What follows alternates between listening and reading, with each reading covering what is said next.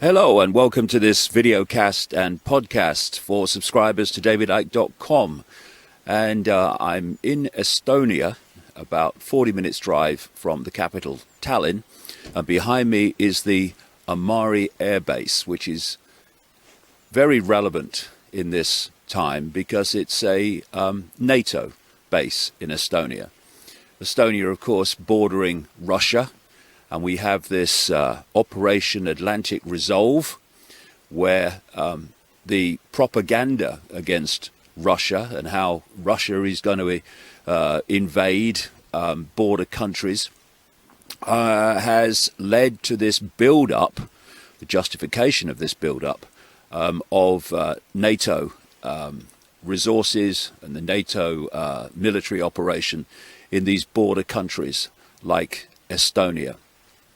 And the demonization of Russia has become so insanely ludicrous and so blatant in the sense of what it's trying to achieve.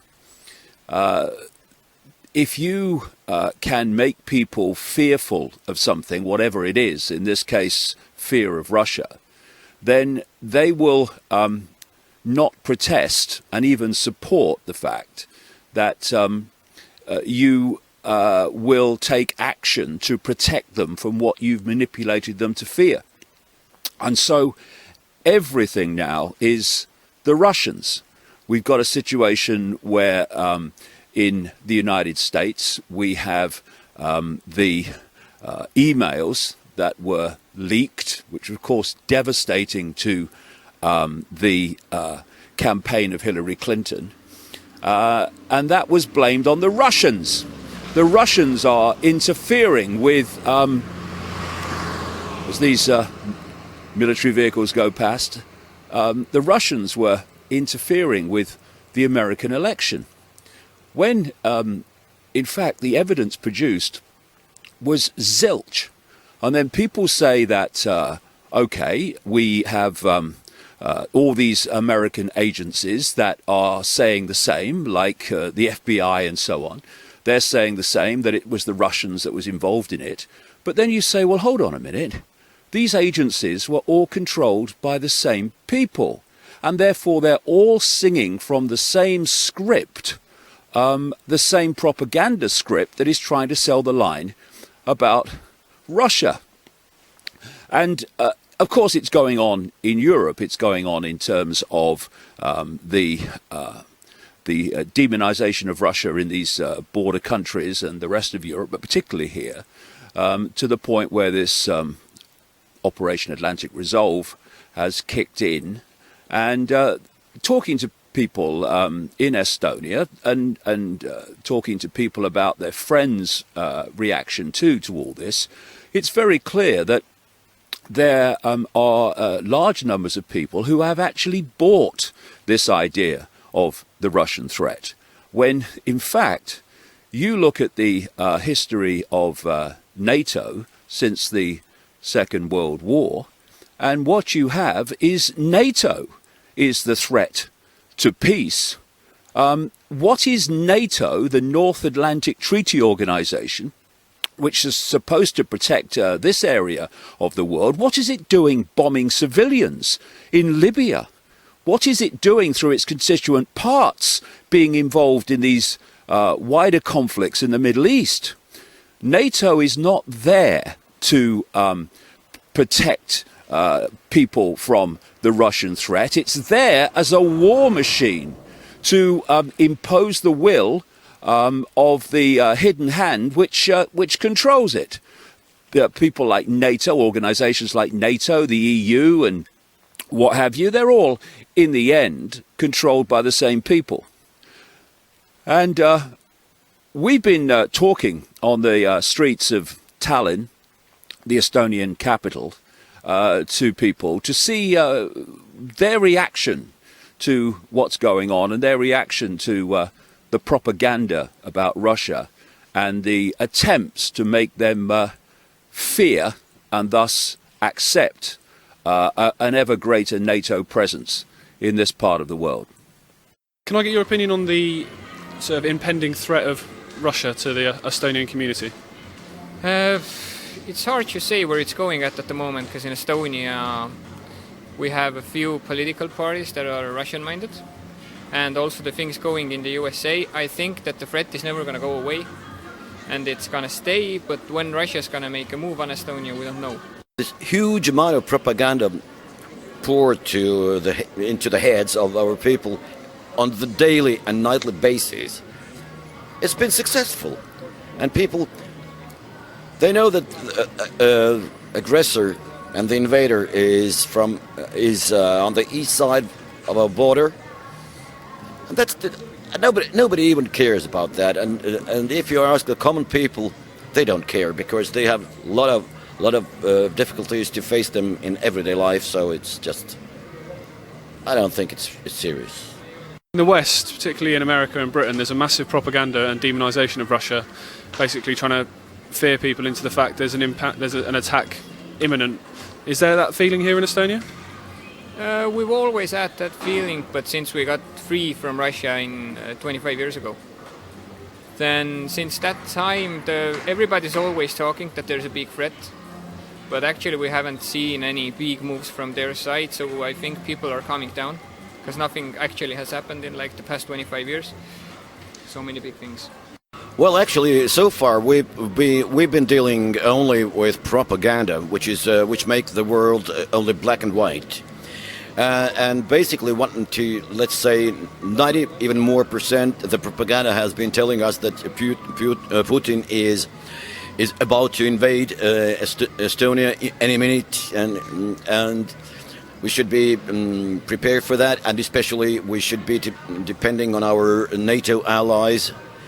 And, well, I don't think, personally, I don't think that it's the right approach, and there are no signs, documented signs, that Putin is preparing an invasion to anywhere. Because if people are telling about Ukraine, there's been no invasion, and even in NATO, great leaders, big leaders, a la Fuzov and others, admirals, they've been telling that in Ukraine, let's say, the legal government is not facing and fighting against Russian federal troops. There are some volunteers from all over the world there, but and the same is here. So far we've been hearing only what it is, let's say, propaganda, and no analysis whatsoever.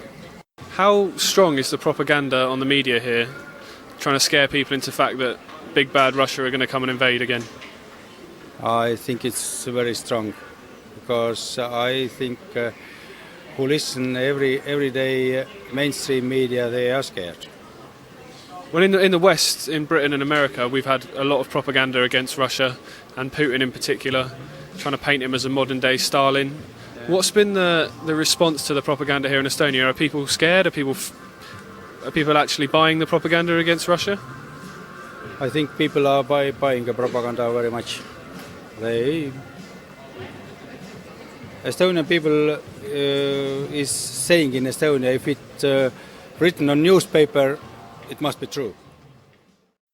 So there are some views of Estonians on how they see the current situation with regard to the NATO build-up in their country, and indeed other countries bordering Russia.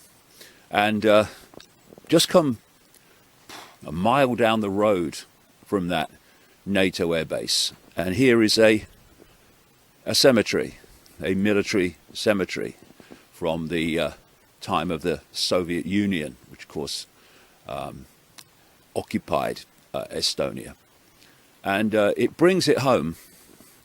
Just a mile apart, you've got those that are engaging in war, and those who came to an end as a result of military actions. And we have allowed the world to be taken over by the most extreme psychopathic mind. And when you see the number of people who have been killed and maimed, both military and civilians, decade after decade after decade. This world has been constantly at war.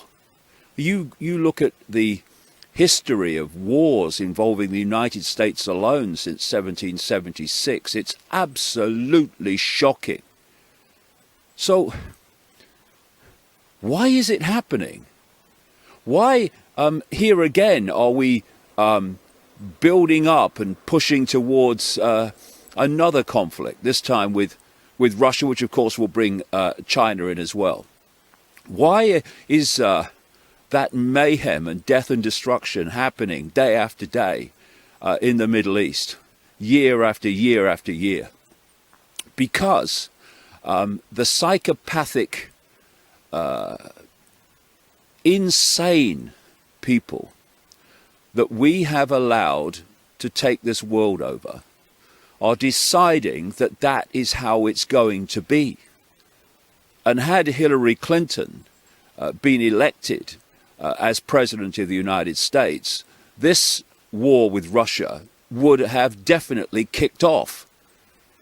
It might still do so with Donald Trump. And I hope that the conciliatory things that he said with regard to conflict in Russia are followed through. But with Donald Trump, he reverses what he says and what he thinks so often, then we've got to wait and see, not take his word for it. And it's not encouraging when you've got Trump in his election campaign talking about a massive increase in the United States military. It's also already rather vastly in proportion greater than something like 7 other countries combined, including China and Russia. I mean, how much military does the United States want? But of course, it's not the United States military. It's the military of the hidden hand. And all this money, this extraordinary level of spending while Americans sleeping the streets, that is spent on the military, is not for the benefit of the United States. It's for the benefit of that works through the United States, that works through its presidents, that works through its military and its Pentagon. And these are the people we've given the world away to, and we need to take it back. So, is it really too much of an ask that instead of demonizing Russia, that those in power sit down and come to an agreement with Russia, come to a situation, for instance, where Russia and the countries of Europe and the United States combine together to sort out the United States, UK-created terrorists in the Middle East and bring that horror to an end. If they were reasonable people who generally wanted to bring it to an end, that would have happened already. But they're not. Putin seems very accommodating and intellectually is far more intelligent than the Western world leaders combined. I'm not saying that he's God's gift to humanity and, you know, he runs tea parties for kids. He's obviously a ruthless man, or he wouldn't have been running Russia for so long. But neither, although the propaganda would like us to believe it, neither is he Stalin. Neither is Russia now the old Soviet Union. And the offer is there for the West to come to an accommodation with Russia so we can all get on with our lives. I hope Trump like I say, follows through with what he's saying, and that happens. But in the background, the hidden hand won't want it to happen, because the hidden hand wants World War III, because that's been planned all along. 3 world wars to transform the nature of human society. The first 2 world wars transformed the nature of human society. Look what happened. And they want to complete the job with World War III. That was always the plan. And this is what this demonization of Russia is all about. So we, as the people, the human race, billions of us, who face the consequences of what these insane people in the shadows are doing, need to understand how the game's played, and no longer to accommodate it, no longer play a part in it, no longer meekly walk along saying, yes sir, no sir, they must know what they're doing. They don't. Except that they do know that they're seeking to bring about yet another world conflict. So we need to get informed about what's really happening, because these events are not random. What's happening down the road from here with the Nato build-up in Estonia is not random. It's part of a long-term plan to bring about yet another horrific global war. And we, this time, need to say it's not going to happen, and we're not going to give our support to it, and we're not going to allow the politicians and the military to any longer be the vehicle of this hidden hand and do its bidding, because we're not having it. I mean, how many more graves is it going to take before the world and its people take power back over their own society and stop these mad men and women devastating it year after year after year? Left alone, the vast majority of people in this world could live together.